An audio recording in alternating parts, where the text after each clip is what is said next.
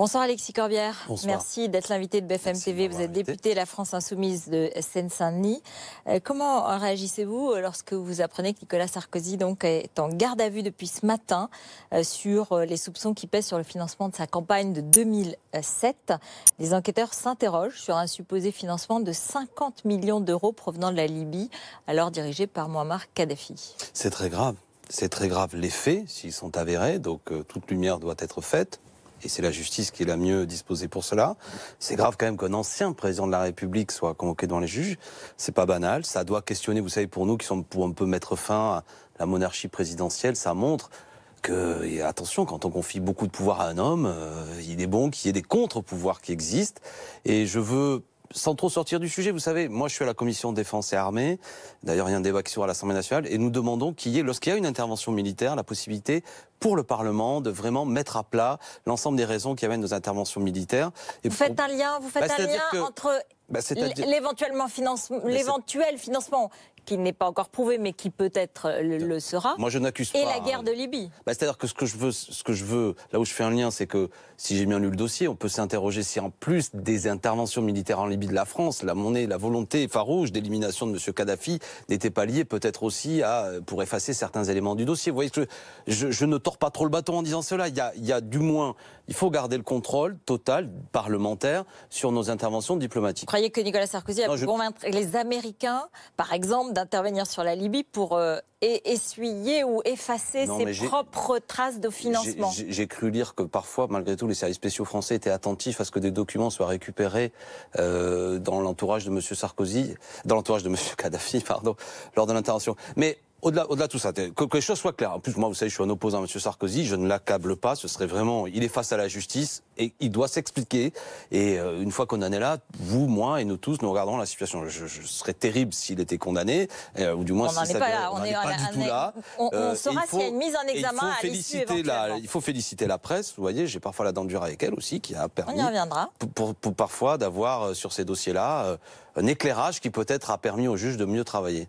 Mais voilà. Et après, je répète que c'est pas un second sujet, le fait que le Parlement, et c'est le cas dans d'autres pays, puisse avoir totalement la lumière sur pourquoi nos armées françaises sont intervenues là, qu'on puisse faire le bilan, et que ce soit la guerre en Libye, la situation au Mali, les Français doivent savoir que le Parlement finalement a assez peu d'éléments, un peu de contrôle. Alexis Corbière, Édouard Philippe était l'invité de Jean-Jacques Bourdin ce matin. Il a annoncé un correctif sur l'augmentation de la CSG. Il va réexaminer le cas de 100 000 personnes qui finalement ne seraient pas concernées par cette augmentation de la CSG dans le budget 2019. Par ailleurs, il a rappelé que le minimum vieillesse allait augmenter le 1er avril. Il a laissé la porte ouverte au rétablissement de la demi-part fiscale des veuves supprimée par le gouvernement Fillon. Est-ce que vous avez le sentiment que le gouvernement s'inquiète, répond à l'inquiétude des retraités sur la CSG? Évidemment, parce que les arguments, on lui a dit lors du débat sur la loi de programmation financière que les retraités allaient subir rudement ces mesures. Et à ce moment-là, ils étaient durs. Et face à une mobilisation aujourd'hui, ils cherchent à désamorcer la situation. Écoutez, moi, en Seine-Saint-Denis, à Montreuil et Bagnolet, ce que disent les personnes âgées sur les marchés, encore dimanche et samedi, c'est effectivement qu'ils voient tomber les 50 €, 80 € qui devront supplémentaires payer. Et ça fait mal pour des petites pensions de retraite. Jusqu'à là, il y avait beaucoup d'arrogance. On se souvient que beaucoup de parlementaires République En Marche étaient illustrés en disant les retraités, faites un effort, la période dorée, c'est fini. Monsieur Édouard Philippe, qui est un peu plus malin que ces parlementaires lourdeaux, voit bien venir la mobilisation et cherche à désamorcer. Mais attention, ce qu'il dit, c'est que lors du prochain débat de loi de programmation budgétaire, il introduira ça. Enfin, tout ça, c'est pas tout de suite. En attendant, souffrez retraités. Moi, je leur dis à nous tous, c'est que ce que nous démontre Monsieur Édouard Philippe, c'est que quand on se mobilise, quand la température sociale monte, ils sont peut-être moins droits dans leurs bottes que ce qu'ils le disent. Donc c'est bon signe, et c'est une invitation à aller manifester. Jeudi notamment, faut se mobiliser. Ils sont pas si durs que ça, les sondages sont à la baisse. Il rétropédale, il fait de la communication. Il est intelligent, lui. Moi, je trouve que c'est un homme qui maîtrise la communication, mais qu'il voit bien que là, qu'il a un souci. Mais il faut pas le croire sur parole. Moi, je pense qu'on a affaire à des stratèges, on en parlait. auquel il faut montrer une détermination. Aujourd'hui, il y a eu un débat à l'Assemblée nationale sur le quotient familial, puisqu'il y a un rapport qui doit être publié demain, dans lequel il y a un député de La République En Marche qui propose de supprimer le quotient familial pour déplacer l'avantage qui s'applique à toutes les familles aux seules familles défavorisées. Et le co-rédacteur des Républicains a refusé de s'associer à ce rapport.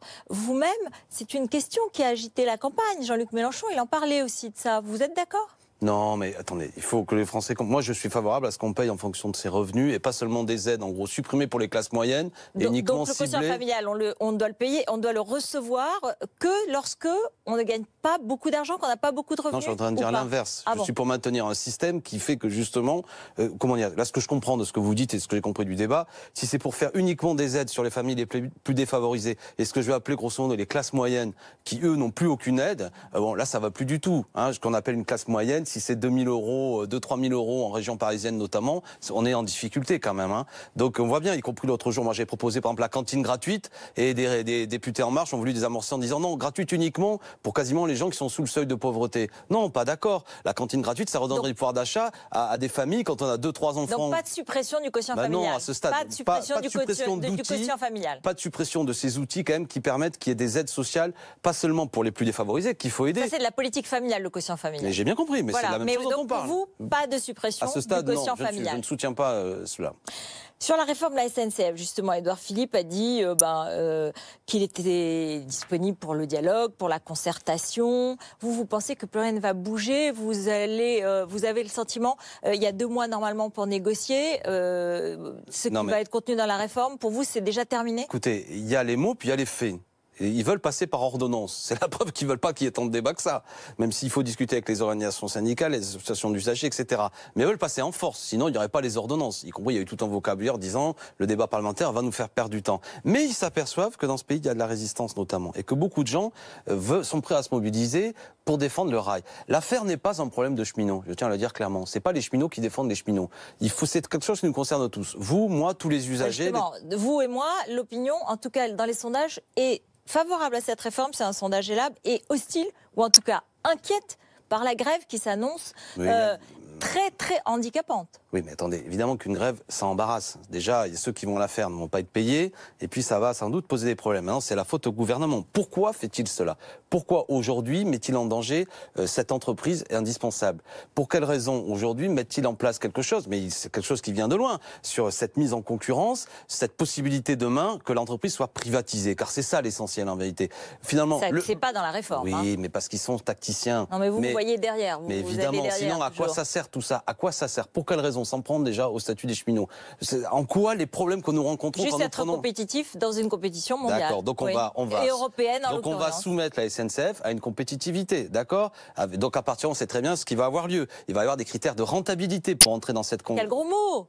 Non, c'est pas une question de gros mots. C'est que moi, je considère qu'il y a des choses dans lesquelles nous devons avoir le monopole parce qu'elles sont de l'ordre de l'intérêt général. À partir du moment où c'est des philosophies totalement différentes. L'école publique, par exemple, je suis pour qu'elle soit proposée à tous. Vous comprenez ce que je veux dire? Pas tout le temps soumise à des critères de rentabilité. La police non plus. Par exemple, le rail non plus. Parce que qu'est-ce qui va avoir lieu si on met des critères de rentabilité qui ont lieu de compétitivité? Eh bien, les lignes qui font des profits, elles vont être évidemment entretenues, mais peut-être que les lignes qui ne font pas de profit, les petites lignes de province, elles seront abandonnées. D'ailleurs, le gouvernement a dit on n'y touche pas, mais enfin, c'est aux régions de s'en occuper. Et je donne pas d'argent aux régions, etc., etc. Si on touche au statut des cheminots, c'est que demain, les gens qu'on va faire travailler seront moins bien protégés, moins bien payés, moins sécurisés. Et qu'est-ce qu'on va y gagner, vous et moi? Moi, je suis pas cheminot, ni vous non plus. Moi, qu'est-ce que je veux? C'est que mes trains soient de qualité, en sécurité, et que le prix du billet ne me coûte pas trop cher. Aujourd'hui, en moyenne, les Français, c'est 2% de leurs revenus qui sont consacrés au transport. En Grande-Bretagne, où ça a été privatisé, c'est 13%.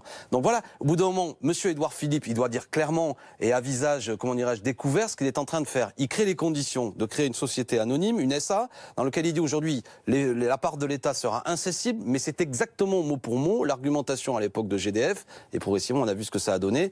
On est aujourd'hui plus du tout dans une situation de monopole public, tout ça coûte beaucoup plus cher, je crois qu'il y a eu une augmentation de près de 49% du prix du gaz, et c'est la même chose qu'ils veulent faire. Donc on est tous concernés. C'est pas seulement, ne laissons pas aux cheminots sur leurs épaules, déjà mobilisés. En tout cas, c'est eux qui vont faire la grève, et c'est eux qui vont avoir peut-être, dans une première partie, en tout cas, sauf s'ils arrivent à convaincre l'opinion publique inquiète et gênée dans leur vie quotidienne. Mais la pédagogie le bac, les vacances, les rendez-vous à Pôle emploi, etc. Une grève qu'on ne voit pas, c'est pas une grève. Je suis d'accord. C'est là la preuve du pudding, c'est qu'on le mange. Et là, il y a une matérialité qui fait que quand ils sont en grève, mais les cheminots, ils préfèrent bosser. Hein, c'est pas le sujet. S'ils font ça, y compris que les gens comprennent. C'est pas pour eux, hein, parce que justement, l'habileté, c'est qu'ils font ça par rapport à la défense du métier, par rapport ils voient bien que le problème de Brétigny, c'est un problème de sécurité, qu'il y a eu sur 240 000 personnels ces 15 dernières années une suppression de 100 000 postes, et que ça amène à ce que des critères de sécurité soient en danger. Ils disent c'est pas bon. Mais moi j'ai envie de dire au-delà de la grève, pourquoi? Moi je propose, enfin on l'a déjà mis un peu dans le débat, une grande manifestation, tous ensemble, qui pourrait être même un week-end. Vous voyez ce que je veux dire? On se retrouve tous à Paris, parce que on a tous beaucoup de raisons. Ça c'est à l'occasion de un an de l'élection d'Emmanuel Macron, c'est ce que j'ai lu, c'est ce que vous pourriez l'organiser. C'est ça? Le proposer, vous savez, il y avait déjà cette idée de déferler sur les Champs-Élysées il y a quelque temps. Ça n'a rien donné. C'est pas notre faute. C'est pas notre faute. Vous n'étiez pas assez fort. En tout cas, ça n'a pas convaincu. Oui, peut-être si vous voulez, mais oui. Et là, nous ne sommes pas parfaits. Et il arrive parfois que ce que nous proposons ne se retrouve pas.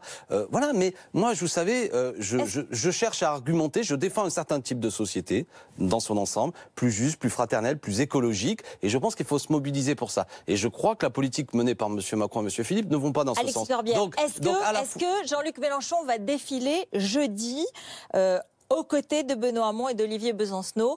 Il y aura aussi Olivier Faure du Parti Socialiste, on y reviendra. Il faut tous qu'on soit dans la rue jeudi. Est-ce qu'il sera, lui, aux côtés de Benoît Hamon et d'Olivier Besancenot? Je ne sais pas, c'est possible qu'ils se voient, qu'ils se serrent la main, mais je veux dire, franchement, ça n'aura pas, c'est pas ça l'enjeu. Si, on n'est pas parce que Benoît Hamon, il dit, oh là là, ils ont une stratégie solitaire, et il faut que tout se tourne autour d'eux. Et je dis à Benoît, que je connais bien, il a tort dans une semaine de mobilisation sociale, en quelque sorte de troller Jean-Luc Mélenchon, et d'avoir une tribune pour dire quoi? Taper sur Mélenchon. Je pense que ça rend service qu'à Emmanuel Macron, plutôt que de dire tous dans la rue le 22, avec Jean-Luc, avec Olivier, si ça lui plaît de mais d'abord, c'est à l'appel des organisations syndicales, il faut tous se retrouver, et cela ne faisait pas débat. Route et Pief, vous nous connaissez, personne n'a douté. On a l'impression que tout le monde, dans ce camp qui est quand même pas énorme, quand même tout le monde cherche à tirer la couverture à soi. Olivier Besancenot, Benoît Hamon, Jean-Luc Mélenchon, c'est pas sûr qu'ils défilent à leur côté.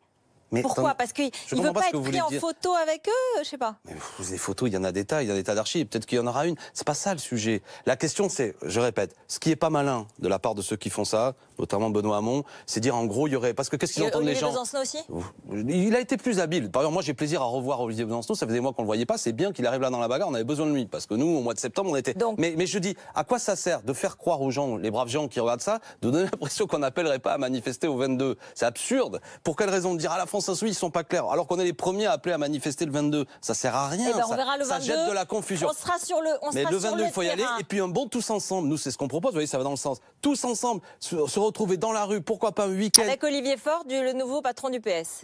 Oui, s'il est là, tant mieux. Mais oui, allez, s'il veut venir, c'est pas le sujet. Non, mais ça vous gêne en fait? Ah non, mais moi ça me gêne pas. Mais plus on est nombreux, mieux c'est. Vous avez vu, quand on est, ce qui m'intéresse, c'est l'intérêt général, la mobilisation. Si elle est ample et avec Olivier Faure, mais avec peut-être aussi 500 000 personnes, il n'y a pas que des Olivier Faure. Ça vous fait rire quand même. Oui, parce que je veux dire, on a des désaccords avec le PS. Par ailleurs, Olivier Faure, sur le plan humain, est un homme que je respecte. Mais l'enjeu aujourd'hui, c'est pas de savoir s'il vient ou pas à la manif. S'il vient, c'est tant mieux. J'ai cru comprendre qu'il vienne, tant mieux. C'est les forces. Vous savez, ce qui se passe dans les élections le démontre. Les gens n'ont plus le goût de tous ces partis. D'abord, ils s'abstiennent. Donc le problème, c'est pas savoir quel chef à plume sera là ou pas là. Et est-ce qu'ils vont se faire une bise sur la bouche ou sur la joue? Honnêtement, on s'en fout. C'est pas ça le problème. Il y a peut-être une des choses qui va vous rassembler tous, c'est le discours sur les médias, puisque quand même Jean-Luc Mélenchon a eu des phrases très très dures sur la haine des médias et de ceux qui les animent est juste et saine. Même le syndicat national des journalistes a parlé de la totalité gifle. De la phrase. Non, elle est très longue. Oui, mais elle dit mais il faut justement traiter ça rationnellement. C'est une drogue sur les cerveaux, etc. Mais bon, même le SNJ a parlé de gifle pour la grande majorité des 35 000 journalistes de France. Ouais. Et vous-même hier, vous avez été très agacé par un biais humoristique d'une humoriste France Inter qui a rappelé votre qualité d'auto-entrepreneur pendant la campagne présidentielle. Vous l'avez traité de poujadiste. Et moi, j'avais envie de vous dire, mais Pourquoi est-ce que vous passez votre colère sur les médias? Pourquoi est-ce que vous n'assumez pas tout simplement peut-être des contradictions, mais que vous les expliquiez aux Français sans pour autant avoir besoin de taper sur les journalistes pour éviter peut-être les questions ou les explications? Mais attendez, j'espère que c'est pas sérieux. Je passe mon temps à répondre. J'ai fait Jean-Jacques Bourdin chez vous, Léa Salamé.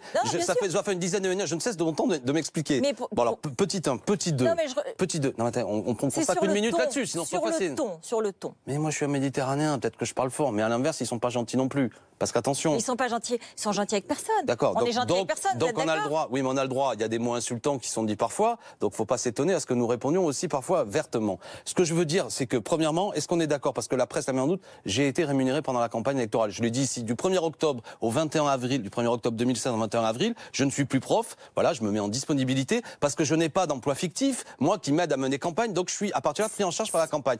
Ne dites pas que c'est pas ça qui m'est reproché parce que la presse écrit que le contribuable a payé mes prestations à la télé, alors que c'est le cas de tous les candidats, leur porte-parole, notamment M. Benjamin Griveaux, porte-parole de M. Macron, il a touché 6 000 euros, moi seulement 3 000, je suis bête, hein. Et Laurent Saïm, qui était aussi nos co-porte-parole de Benjamin Griveaux, a touché lui, elle aussi 6 000 euros, pour pas grand-chose d'ailleurs selon la presse, et vous voyez, le double de moi. Donc eux aussi... Non, mais la question c'est qu'eux, ils ne remettaient pas en question le statut d'auto-entrepreneur, c'est pour ça. Mais eux, c'est le paradoxe. Moi je vous dis pas que c'était illégal, ça c'est pas la question, ça l'est pas. Il y en a qui... Mais non, je vous dis pourquoi vous avez du mal à assumer, et pourquoi vous dites pas...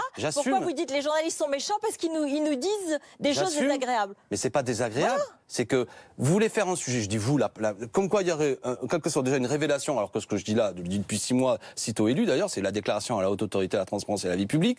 Deuxièmement, pourquoi j'étais auto-entrepreneur? Parce que notre campagne était d'une grande précarité. On n'a pas eu l'argent jusqu'au mois de mars. Jusqu'au 18 mars, on n'a pas les 500 signatures. Je ne cesse de le répéter. Et enfin, moi, ce qui m'étonne, le paradoxe, c'est que Benjamin Griveaux, par exemple, il me répond, oui, les insoumis, ils critiquent le statut d'auto-entrepreneur, et il faut le critiquer, mais ils ne se l'appliquent pas eux-mêmes. Mais j'ai envie de lui répondre à l'inverse. Lui, il défend le statut d'auto-entrepreneur, mais quand lui, il est porte-parole, il veut la sécurité du boulot et 6 000 euros. Il est pour la modération des salaires, mais quand c'est son cas, 6 000 euros par mois. Vous voyez, le paradoxe, il est où? Moi, je suis enseignant. La chance que j'avais, c'est que du jour au lendemain que j'arrêtais d'être auto-entrepreneur, je pouvais la semaine suivante redevenir prof. Donc c'était une précarité militante, assumée. Vous voulez que je vous fasse un scoop? Là où on n'a pas respecté nos convictions, on a travaillé la nuit, on a travaillé le dimanche. Et pourtant, je suis contre le travail de nuit, le travail du dimanche. Donc cette polémique est absurde. Voilà. Mais je l'ai répondu. Et Charline Vanhoenacker, qui est une humoriste, doit entendre que quand elle dit dans un billet... Après, j'aime ou j'aime pas, mais qu'elle se entend que je n'ai pas payé... Certains traitent les journalistes d'abrutis. Oui, parce que c'est pas du poujadisme. Attendez, quand certains, notamment dans son billet qui m'a valu, c'est dommage parce que c'est une humoriste que j'aime bien, mais qui dit dans le billet que je n'aurais pas payé de cotisation alors que j'ai payé ma part d'URSSAF là-dessus, au bout d'un moment, je lui ai dit ça, vous pouvez pas le dire. Vous pouvez pas sous-entendre que les hommes politiques sont des malfrats. Vous pouvez pas reprendre un humour de bistrot qui consiste à dire qu'on s'est goinfré pendant la campagne électorale et que je suis un homme intéressé et que chaque fois que je passe à la télé, je prends ce qui est pas vrai.